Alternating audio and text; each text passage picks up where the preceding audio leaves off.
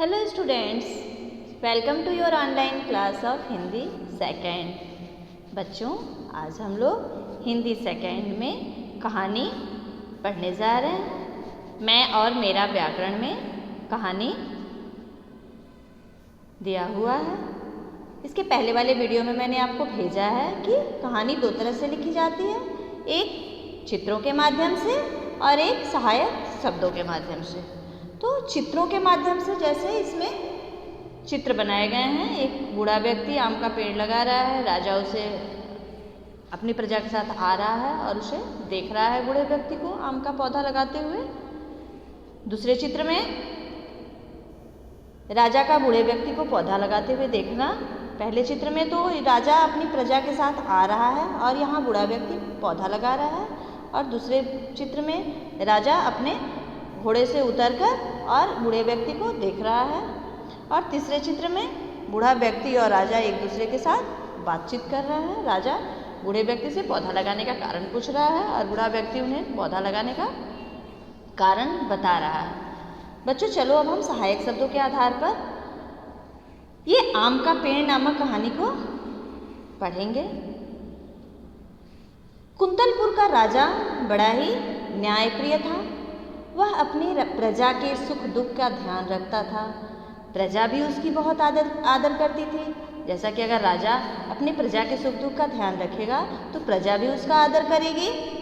एक दिन राजा अपने राज्य में घूमने निकला। वह अक्सर राजा अपने राज्य में घूमने निकलता था कि हमारे जो गुप्तचर हैं वो सही सूचना देंगे या नहीं, इसलिए मैं खुद चलकर देखता हूँ।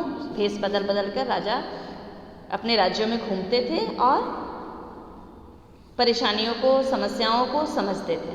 उसने रास्ते में देखा कि एक वृद्ध एक छोटा सा पौधा लगा रहा है।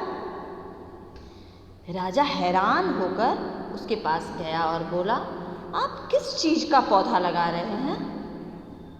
राजा हैरान था कि यह इतना बूढ़ा आदमी पौधा क्यों लगा रहा है। वृद्ध ने धीमे स्वर से कहा, आम का पौधा लगा रहा हूँ। राजा ने हिसाब लगाया कि पौधा के बड़े होने, उस पर फल लगने में कितना समय लगेगा। जैसा कि आप लोग जानते हैं कि आम का पेड़ लगाने के बाद 5-6 सालों के बाद उसमें फल आते हैं। तो राजा को लगा कि 5-6 साल तक तो ये बूढ़ा व्यक्ति हमें नहीं लगता है कि रहेगा, फिर क्यों ये पौधा लगा रहा है। यही हिसाब लगाकर उसने आश्चर्य से वृद्ध की ओर देखा और कहा, सुनो दादा, इस पौधे के बड़े होने और उस पर फल लगने में तो बहुत साल लग जाएंगे, तब तक क्या आप जीवित रहोगे फल को खाने के लिए? वृद्ध ने राजा की ओर देखा।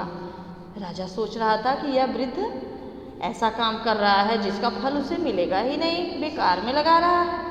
वृद्ध ने कहा, वृद्ध मतलब बूढ़े व्यक्ति ने कहा, आप सोच रहे होंगे कि यह काम मैं क्यों कर रहा हूँ। जिस चीज़ से आदमी को फायदा नहीं पहुँचता उस पर मेहनत करना बेकार है।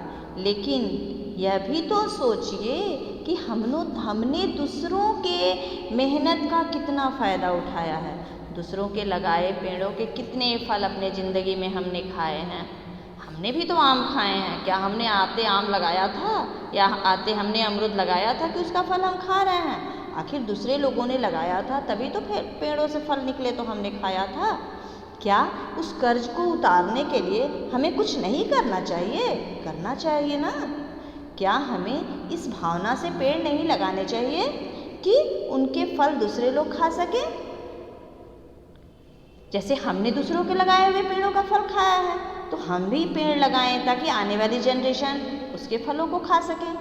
जो केवल अपने लाभ के लिए काम करता है वह तो स्वार्थी होता है। वृद्ध की यह बात सुनकर राजा प्रसन्न हो गया।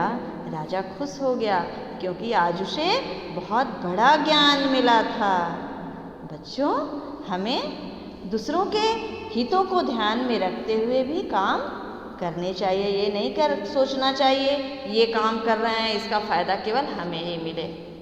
आखिर हमने भी तो बहुत सारे सुख भोगे हैं, बहुत सारे फ़ायदा उठाए हैं।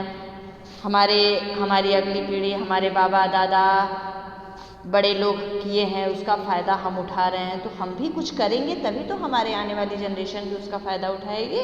इसलिए हमें परोपकार हेतु काम करना चाहिए, परोपकारी बनना चाहिए, केवल अपने स्वार्थ की बातें नहीं सोचनी चाहिए।